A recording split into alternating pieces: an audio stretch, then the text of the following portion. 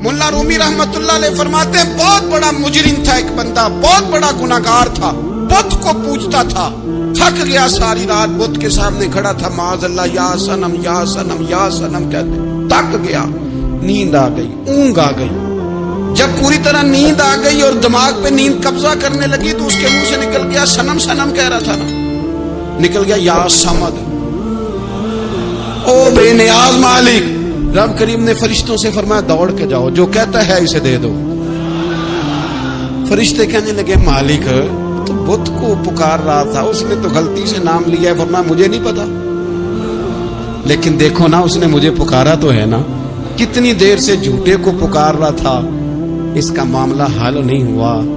अब अगर सच्चे को पुकारने पे भी हल ना हुआ तो फर्क क्या रह जाएगा। दे दो जो मांगता है, दे दो। मेरे दोस्त घर पता चल जाए वो करीम कितना है, वो मेहरबान कितना है। मेरे रसूल पाक अलैहिस्सलातु सलाम ने तो फरमाया तेरी आंख से अगर उसके खौफ से इतना आंसू भी निकल गया जितना मच्छर का पर होता है, तो जिस तरह भैंस के थनों से निकला हुआ दूध वापस थनों में नहीं ना जाता, जो इतना भी रोए ना रोए अल्लाह के खौफ से, वो बंदा दोज़ख में नहीं जाएगा। थोड़ी देर के लिए डर जाए अपने रब से, आए तो सही। अदमे मार्फत गफलत पैदा कर दिया, तू आ तो सही, वो तो करीम ही बड़ा है, वो तो मेहरबान ही बड़ा है। हजरत ज़ुनैरा रदी अल्लाह ताला अन्हा हुजूर की सहाबियां हैं। अय्याम जो मक्के के थे मुसलमानों पर बड़ी आजमाइश के थे, उन्हें बड़ा मारा कुफार ने, इतना मारा कि उनकी बिनाई चली गई, नजर आना बंद हो गया। काफिरों की औरतों ने ताना दिया कि तूने हमारे बुत छोड़े हैं ना, तो देखना तेरी बिनाई चली गई। तो जनाब ज़ुनैरा अल्लाह पे भरोसा, तवक्कुल, मारिफत इलाही का जज्बा, उठ के खड़ी कहने लगी चुप करो, तुम्हारे झूठे पुत क्या कर सकते हैं, मेरा रब चाहे तो सुबह जब मैं उठूं तो मेरी आंखें रोशन हो, अगर करीम करम कर दे। लोग कहते वाकई ऐसा हुआ, जब वो सवेरे उठी तो अल्लाह ने उनकी रोशनी वापस कर दी। ये पता चल जाना वो मेहरबान कितना है। वो एक बुजुर्ग थे तो उनसे किसी ने कह दिया कि अगर आपका हिसाब आपके माँ बाप के जिम्मे हो जाए तो फिर कैसा, पूछने के लिए क़यामत में अगर माँ बाप हिसाब लें तो फिर कैसा। तो बड़े सियाने लोग थे जो दिल वाले थे, कहने लगे नहीं, रब करीम ही ठीक है, इसलिए कि वो माँ बाप से कहीं बढ़कर प्यार करने वाला है। अगर ये मार्फत मिल जाए वो करीम कितना है। और जब बंदा पूरी तरह उसकी बारगाह में आके तड़प जाता है ना, मौला मैं जाऊं किधर, तेरा दरवाजा छोड़ के जाऊं किधर। इकबाल कहते हैं वो एक सजदा जिसे तू गिरां समझता है, 1000 सजदों से देता है आदमी को निजात। तुझे जगह जगह झुकना नहीं पड़ेगा अगर तू सही मानों में अपने रब की बारगाह में झुक जाए। तो मेरे अजीज कोशिश करें कि उसकी मारिफत, उसका करम, उसकी अता और अल्लाह तबारक व तआला के हाजिर व नाजिर होने पर ऐनुल यकीन, अकुल यकीन हासिल करें। और फिर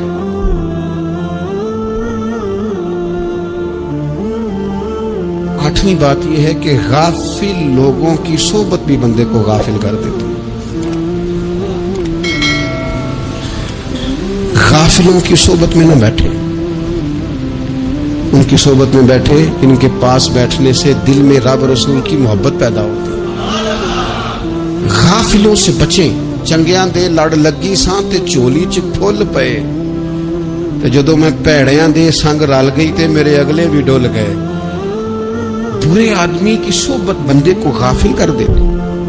गाफिलों की सोबत में कभी ना बैठे, कभी नहीं। गाफिल आदमी आपको गाफिल कर देगा। मेरे नबी पाक अलैहिस्सलातु सलाम ने फरमाया इंसान अपने दोस्त के मजहब पर होता है। ये बहुत बड़े लफ्ज हैं। फरमाया अलमरउ अला दीन खलीलिही, इंसान अपने दोस्त के मजहब पर होता है। तू देख तूने दोस्त किसको बनाया है, जो तेरे दोस्त का मजहब होगा वही तेरा हो जाएगा। हमने दोस्त बनाया ना गौस पाक जिलानी को, हमने यारी लगाई है ना दाता अली अजमेरी से, हमारी निस्बत है ना मोइनुद्दीन अजमेरी से, हमारा ताल्लुक है ना बहाउद्दीन ज़करिया मुल्तानी से, हमारा रिश्ता है ना हज़रत मुजद्दद अल फसानी से। ہم ماننے والے ہیں نا اعلیٰ حضرت بریلوی کے، ہمارا تعلق ہے کبھی جماعت علی سے کبھی مہر علی سے، ہمارا ان سے تعلق ہے تو صبح شام ہماری زبان پہ رہتا ہے بالغ العلا بکمالہ کشفت دجا بجمالہ حسنت جمیع خصالہ صلو علیہ وآلہ۔ ان سے تعلق جڑا ہے نا تو کئی دفعہ تنہائیاں تڑپا دیتی ہیں اور تڑپ کے کہتے ہیں آج سکھ متران دی ودیری ہے، آج سکھ متران دی، سکھ کہتے ہیں اڈیق کو، متر کہتے ہیں محبوب کو، اج سکھ متران دی ودھیری ہے، اے کیوں دلڑی اداس گھنیری ہے، لوں لوں وچ شوق چنگیری ہے، اج نینا لائیاں کیوں جھڑیاں، سبحان اللہ سبحان اللہ سبحان اللہ۔ پہلے کہتے ہیں سکھ متران دی ودھیری ہے یعنی اداس ہوں، پھر حضور کے جلووں پہ نظر کرتے ہیں، کہتے ہیں سبحان اللہ سبحان اللہ، ماں اجمل کا ماں احسانہ کا ماں اکمالہ کا، اور پھر فوراً کہنے لگے او کتھے مہر علی، او کتھے مہر علی، کتھے مہر علی تے کتھے تیری سنا، اب دیکھو مشتاق اکھی کتھے جاڑیاں بلغ العلا بے کمال کشفت دجا بے، اور میرے اعلیٰ حضرت کہنے لگے سرور کہوں کہ مالک و مولا کہوں، باغ خلیل کا گلے زیبا کہوں تجھے، تیرے تو وصف عیب تناہی سے ہیں بری، حیران ہوں میرے شاہ میں کیا کیا کہوں۔ غافل آدمی کی علامت ہے برے لوگوں کی صحبت میں، خبردار ان کے پاس نہ بیٹھنا جن کے پاس بیٹھنے سے تمہارے دلوں میں اولیاء اللہ اللہ کے بندوں کی عداوت پیدا ہو، خبردار خبردار ان کے پاس نہ بیٹھنا جن کے پاس بیٹھنے سے تمہارے دلوں میں حضور کی اولاد پاک کے بارے میں شک پیدا ہو، خبردار اس شخص کے پاس نہ بیٹھنا جو امام حسین ابن علی کے بارے میں کوئی کمزور بات کرتا ہو، بچنا، خبردار اس سے بچنا جو حضور کے صحابہ کے بارے میں بات کرے، بچنا بچنا اس سے، جو سیدنا ابو بکر صدیق کے بارے میں کوئی، دیکھو کیا مقدر ہے صدیق و فاروق کے، جن کے گھر ہی رحمتوں کے خزینے میں، بھلا کیا کہا نبی پاک، حضور نے فرمایا میرے اوپر جس نے نیکی کی تھی بدلہ دے دیا ہے، یہ جو میرے ابو بکر صدیق ہے نا، ان کو میں اللہ کی بارگاہ میں لے جاؤں گا، کہوں گا مالک تو ہی بدلہ عطا فرما۔ ایک ہاتھ میں جناب صدیق کا ہاتھ پکڑا، ایک میں حضرت عمر کا ہاتھ پکڑا، اور حضور مسجد نبوی سے باہر آ رہے ہیں، دیکھنے والے کی زبان سے بے ساختہ سبحان اللہ نکل گیا، کیا شان ہے کیا مقدر ہے۔ تو حضور علیہ السلام رک گئے، اور روک کے فرمایا تو حیران ہو رہا ہے نا، تو حیران ہو رہا ہے نا کہ میں نے ایک ہاتھ میں ابو بکر کو پکڑا ہے، ایک میں عمر کو پکڑا ہے، فرمایا قیامت میں جب میری قبر کھلے گی تو میں اسی طرح قبر سے نکلوں گا، اس طرح میدان محشر میں میں آؤں گا، خبردار حضور وفاداروں کے وفادار رہنا، ان کے وفادار رہنا، ان کے وفادار رہنا۔ بڑا عجیب دور آیا ہے، ہم نے یہ دور دیکھا ہے کہ لوگ حضور کے صحابہ کے بارے میں بھی بات کریں گے، اب نبی پاک کی اولاد پاک کے بارے کو بھی ڈسکس کیا جائے گا۔ اپنا منہ تو دیکھ، اپنی حیثیت دیکھ، اور پھر وہ بندے دیکھ جن کو اللہ نے چن کے اپنے محبوب کی غلامی کے لیے حضور کے قریب بٹھایا۔ تو بچنا ایسے لوگوں سے، پرہیز کرنا، خبردار عقیدہ ستھرا رکھنا، عقیدہ ستھرا رکھنا، صاف رہنا، پاکیزہ رہنا، غافلوں کی صحبت سے بچنا۔ بڑا ڈرتے ہیں اللہ سے، دعائیں مانگتے ہیں یا اللہ نسلوں میں بھی وہی بندے پیدا فرما جو عقیدے پکے رکھنے والے ہیں، وہ بندے پیدا فرما ہماری نسلوں میں۔ ایک وہ بندہ بھی غافل ہو جاتا ہے جو امیدیں لمبی لگا لیتا ہے، جن کے منصوبوں میں دولت بھی ہوتی ہے، گھر بھی ہوتا ہے، اولاد کا بڑا ہونا بھی ہوتا ہے، پوتے پوتیاں نواسے نواسیاں دیکھنا بھی ہوتا ہے، یہاں بھی گھر وہاں بھی گھر، یہ سیر، یہ سارا کچھ ہوتا ہے، لیکن رب کی بارگاہ میں پیش ہونا جن کے پیش نظر نہیں ہوتا. لمبی امیدیں. حضرت مولا علی شیر خدا فرمایا کرتے تھے میں تم پر دو باتوں کا خوف کھاتا ہوں, جو ڈر آتا ہے, ایک یہ کہ تم خواہش کی پیروی کرو گے, جو نفس کی خواہش ہوگی اس کے پیچھے لگ جاؤ گے, اور ایک تم لمبی لمبی امیدیں باندھو گے, اتنے سال جینا ہے, اتنے 100 سال جینا, یہ کرنا ہے, وہ کرنا ہے. منصوبہ بندی کریں مستقبل کے لیے, وہ بری نہیں, لیکن تیاری رکھیں, تیاری رکھیں. اس بات کا بھی خیال رکھیں کہ اللہ کی بارگاہ میں حاضر ہونا. یہ غفلت کی چیزیں ہیں جو بندے کو غافل کر دیتی ہیں. جو لوگ اللہ کا ذکر نہیں کرتے وہ بھی غافل ہو جاتے ہیں, اور جو فضول باتیں زیادہ کرتے ہیں نا, ہنستے زیادہ.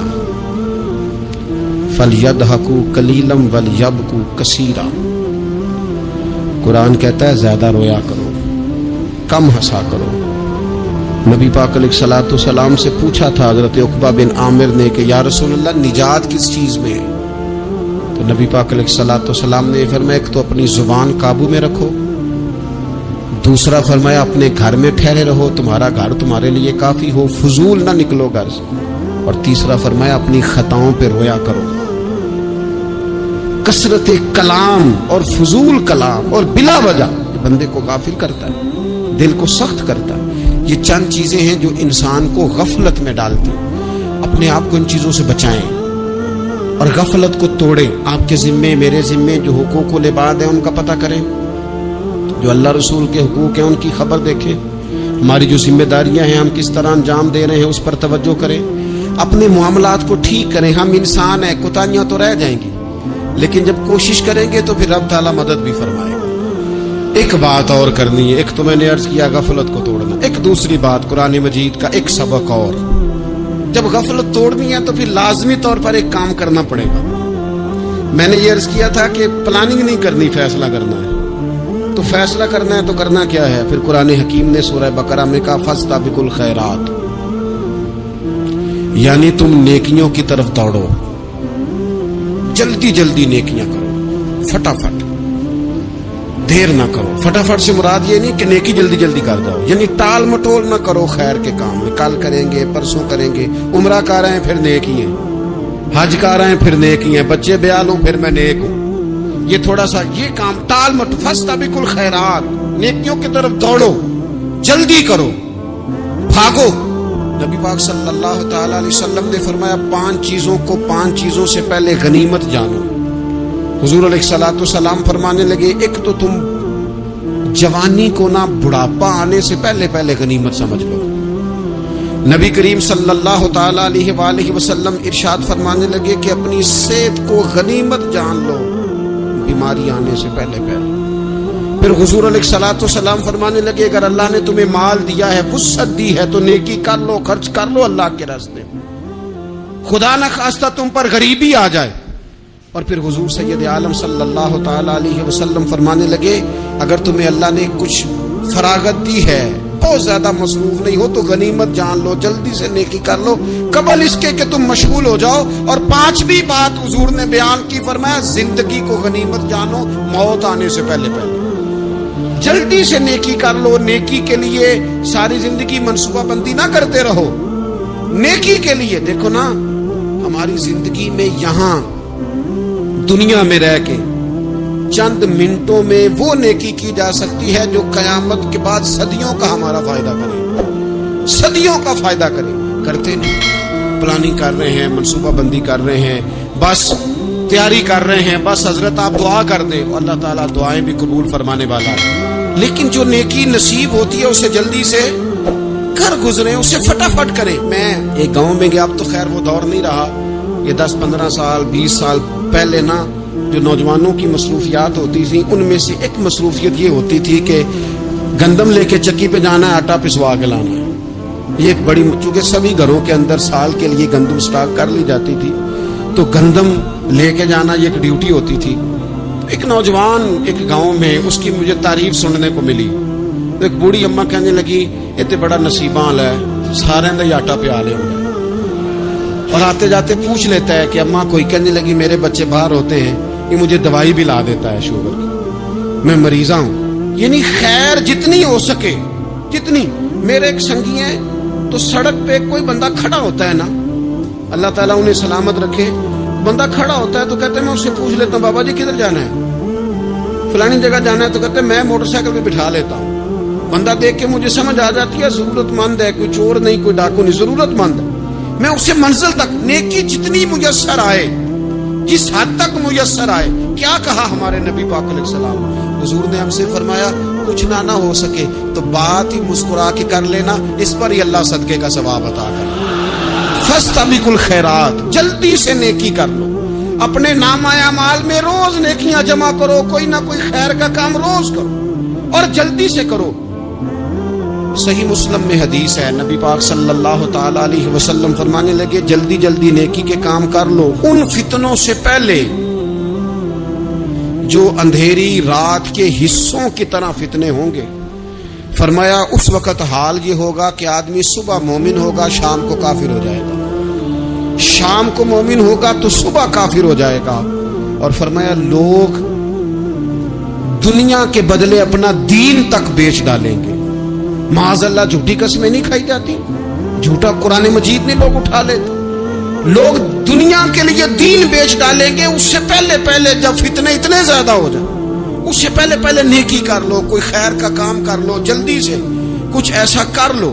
حضرت عقبہ بن حارث رضی اللہ تعالیٰ عنہ فرماتے ہیں یہ دیکھیں ہمارے نبی پاک علیہ السلام کی سیرت کیا ہے, حضور کا اسوہ کیا ہے, نبی پاک علیہ السلام ہماری تربیت کس طرح کرتے. حضرت عقبہ بن حارث رضی اللہ تعالیٰ عنہ کہتے ہیں ہم نے نبی پاک علیہ السلام کے ساتھ نا عصر کی نماز پڑھی, یہ صحیح بخاری میں موجود ہے.